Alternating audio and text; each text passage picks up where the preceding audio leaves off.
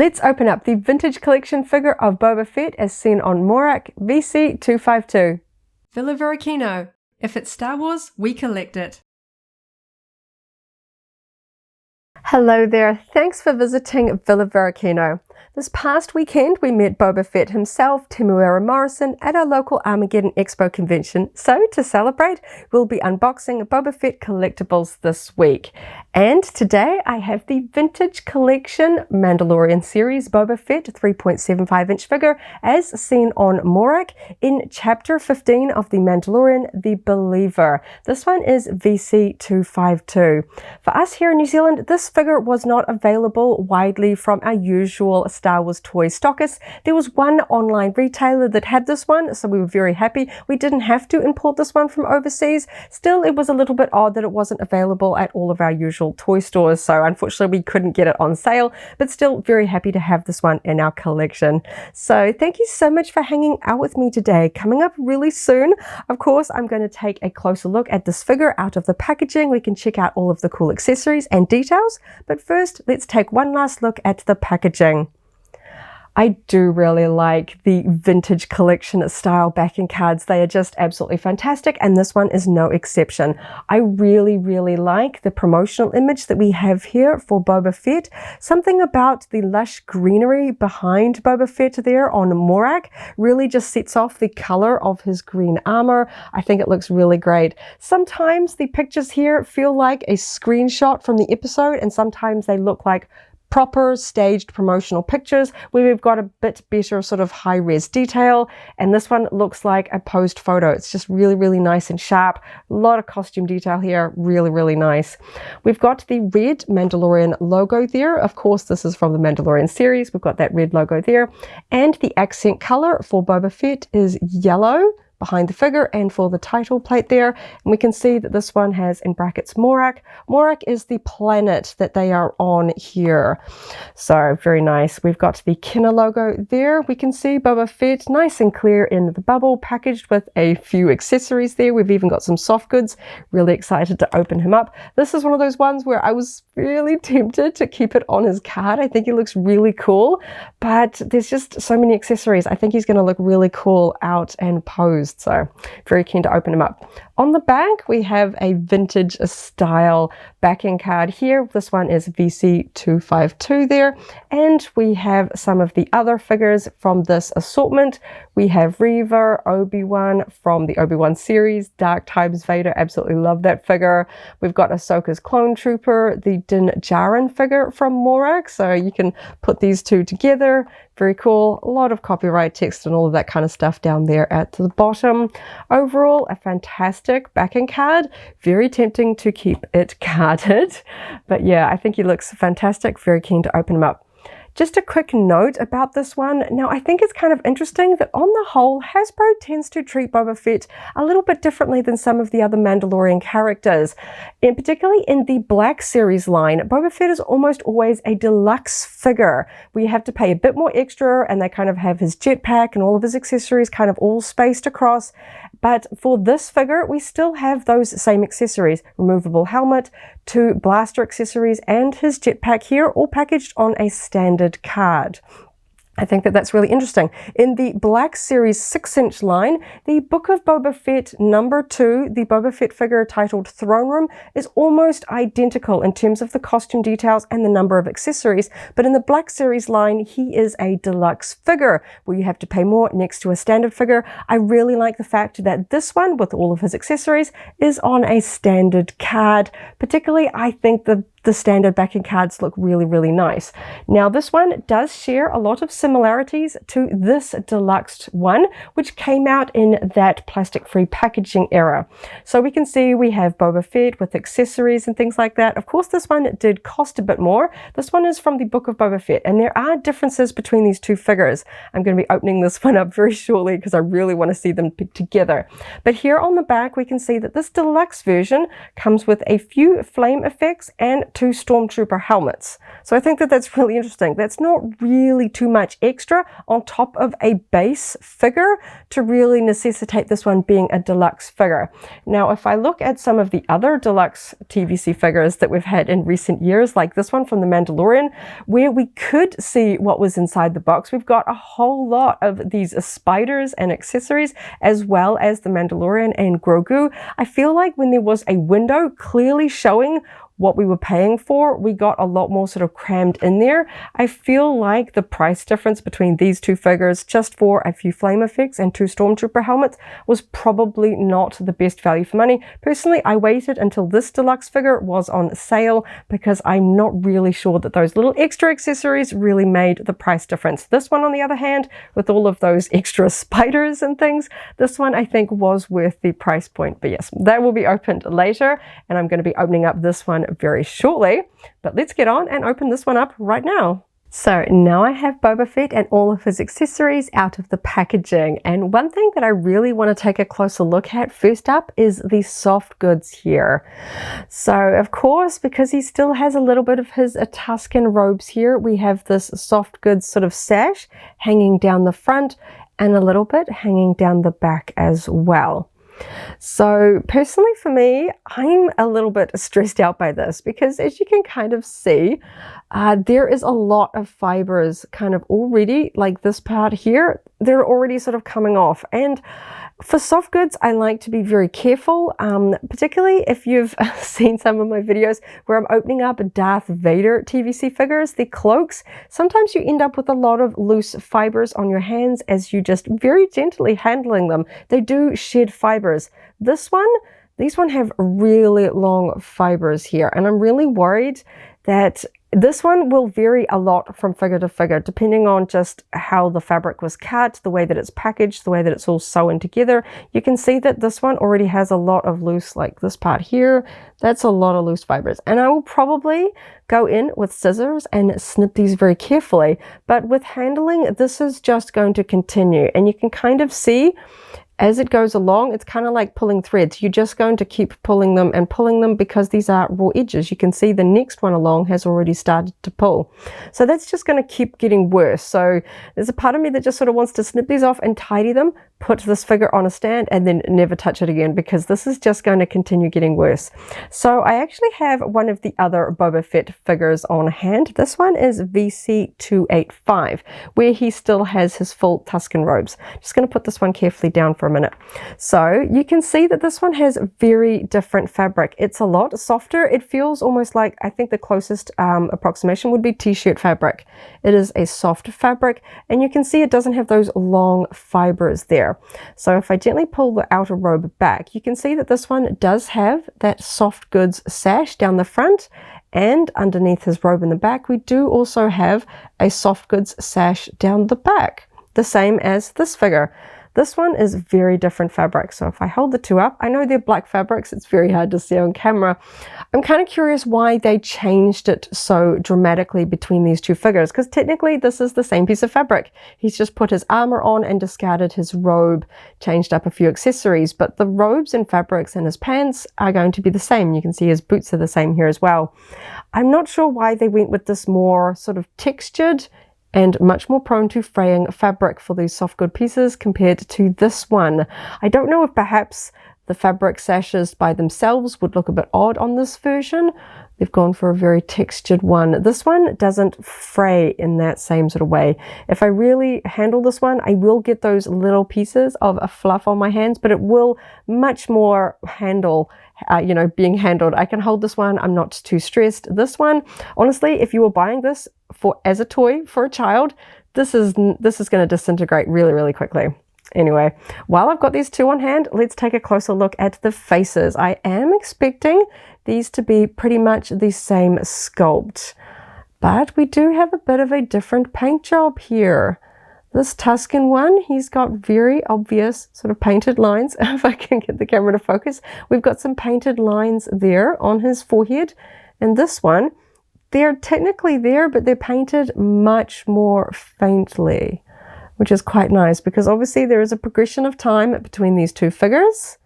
It's really nice to see. But the expression, I think, is pretty much the same. This one, it feels like he's kind of healed a bit. He's got a little bit of a darker eyebrow paint job as well. He's sort of regrowing his eyebrows after the Sarlacc pit there. So it's kind of fun to see those two side by side there. And I'm expecting to see a lot of similarities in terms of the lower half, in terms of those sculpted fabric pants and the boots. Obviously, he's got his knee armor there that he doesn't have in this one. But yeah, the belts are very different. Very cool to see them side by side. I do really like the Temuera version of Boba Fett goes through so many iterations of his costume. It must have been a little bit of a headache for Hasbro to keep changing up all the sculpting details and stuff like that. But then Boba Fett is a very popular character. I'm sure perhaps they were happy that they could keep making different versions. So yeah, there we go. I'm a little bit intrigued by the sort of way that they have attached the fabric here. A lot of the times the sashes are sort of affixed under a plastic piece, so we can't really see sort of how they're attached. If I tug on this one very gently, you can see that it is sort of attached to a little nylon strap here. That's kind of not too tight, so you can kind of nudge it and shift it around a little bit and sort of just get a little bit of a change of the placement. I can just kind of nudge it around. I can swish it to the side as well. So it's not even fixed in place. So if you want to kind of move it or adjust it, move it a little bit to the side, move it more to the front, I can actually very gently move that around. So yes, again, I don't really want to be holding it too much because these threads here are stressing me out. I don't want to. We want to keep our toys as best condition as we can. And I know that by handling them and taking them out of the packaging, I already feel like I'm damaging it a little bit. But overall, I'm really liking the details and a paint app of this one. So we've got his jetpack was on his back in the box, but it does look like it can come off. Yes, there we go. So it is attached with a peg there, shaped so it can't rotate. Nice and easy there. We can see some of the details. Nothing too interesting. We don't have any weathering or anything there on the back. And that massive peg hole does mean that he looks much better. Fits very securely. Nice tight fit. Doesn't sort of feel like it's going to come off. Very nice. We've got some nice painted details there. Some silver weathering on the whole. Very tidy. Very nice.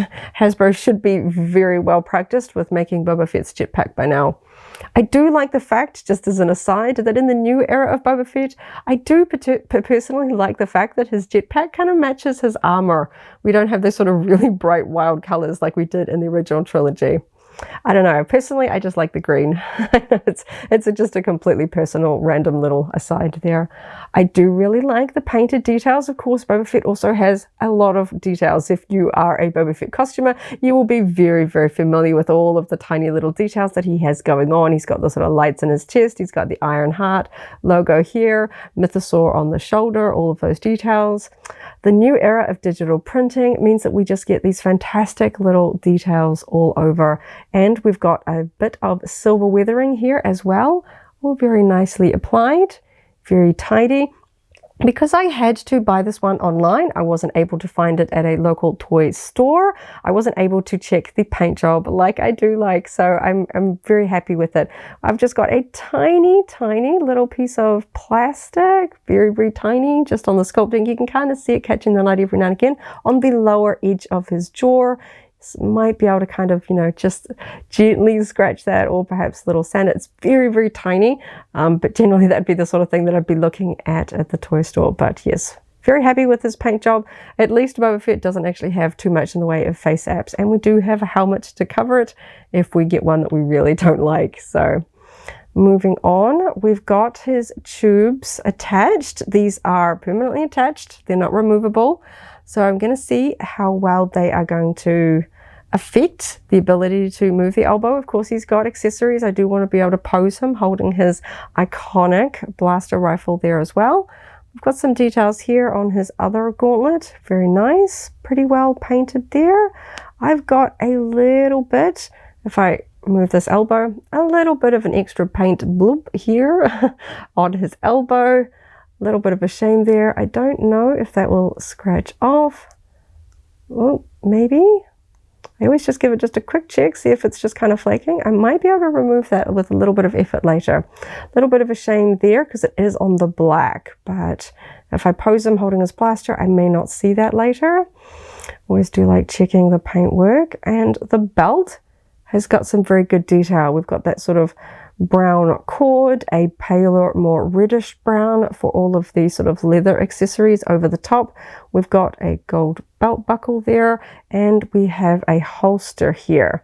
So it's kind of interesting. The holster is hanging down on the belt. It is, if I can just move his arm out of the way, it is sculpted and attached there.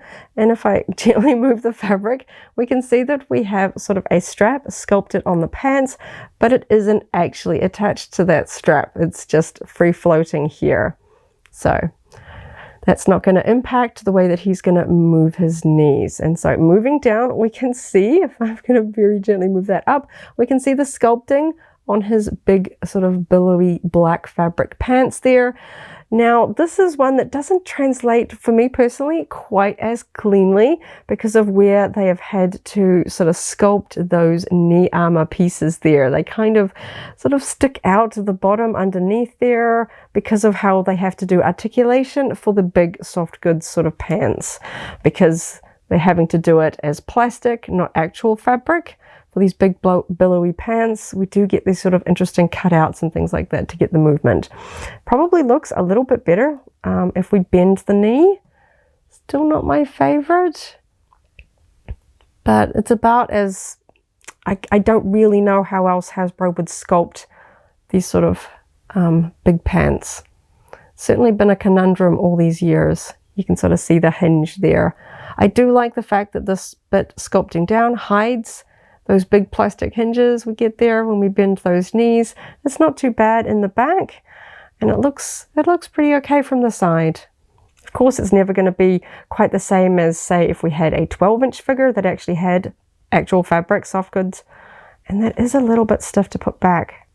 I want to say it's just a little bit tight. You can kind of see these knee plates kind of push out a little bit. So that is going to be interesting to put. That one doesn't quite want to go back. I'm hoping. We've got some good articulation here in the ankles. After having unboxed quite a few Black Series, the ankles on TVC do kind of stress me out a little bit. They feel just a little bit, I worry about pulling this back. If they're very tight, I do worry about breaking them, but they feel pretty good. There we go. Because I get the feeling that this, yeah, that might affect the ability to get some very good posing there. That one just, oh, there we go. Finally clicked that one back into place. I was a bit worried he wasn't going to stand up straight after that. So this one doesn't have, because his armor plates are here, he doesn't have that sort of mid-torso articulation point that we see on, say, clone troopers, stormtroopers, where they have a chest plate that kind of overlaps their abdominal plate so we can rock them backwards and forwards at that point. That would be straight through this plate. So instead we've got sort of articulation point at more of a classic old school right at the belt here. And I can kind of rock them back. I do get a little bit worried here because you can kind of see the belt is over top the joint and there's a bit of a sort of a gap. So if you kind of wanted to tuck the fabric component up under that, I can kind of actually flex him back a little bit and kind of tuck that under a little bit. But it does kind of get a bit stuck there. But I can sort of get him to pose not as much as those other figures, and very tight to the side. There isn't a clicking point. He kind of just wants to go back. That makes me very anxious, particularly since we've got all of the soft goods that I'm sort of having to hold onto. I can kind of get him, but he just wants to go back.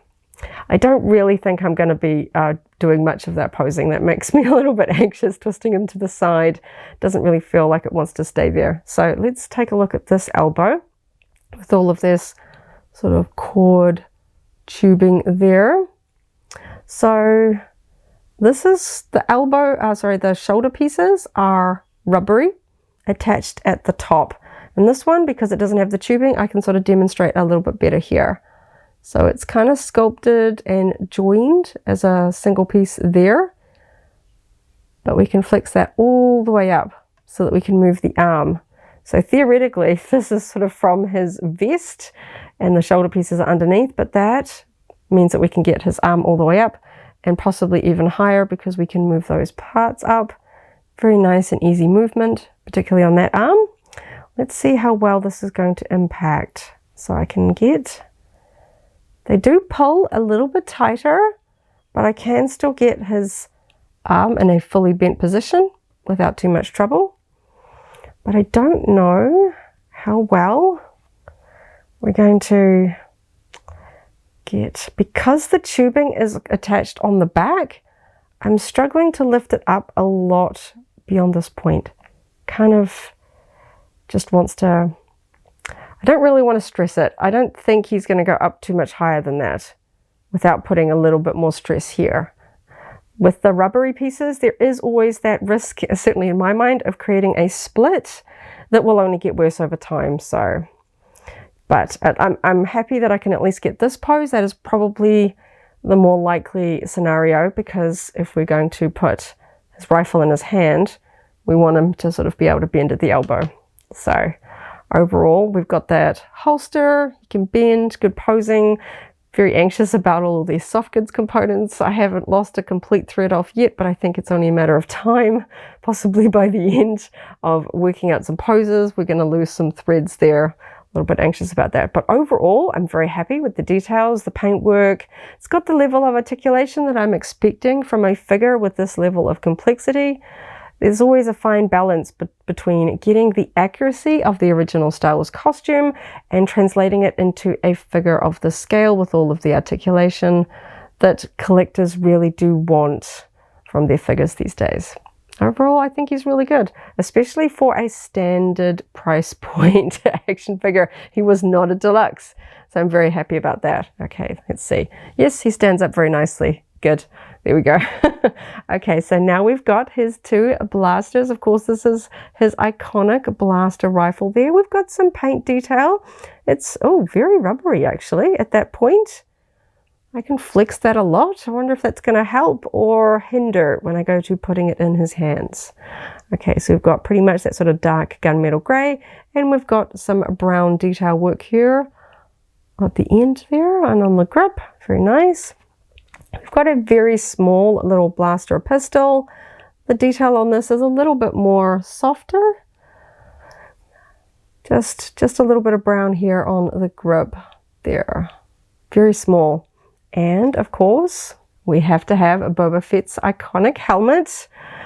So this is before he really gets scratched up. He's kind of repainted it. It's kind of reforged or repainted as we see on Morak. So it doesn't have the same level of weathering that we know from Return of the Jedi or later on in the Book of Boba Fett, where he's, you know, seen a bit more action there. So we don't have that much, just a little bit of silver weathering around the sort of maroon, dark red T-visor shape there. We've got the dark green accents over the cheeks. We've got the stripes, very nice.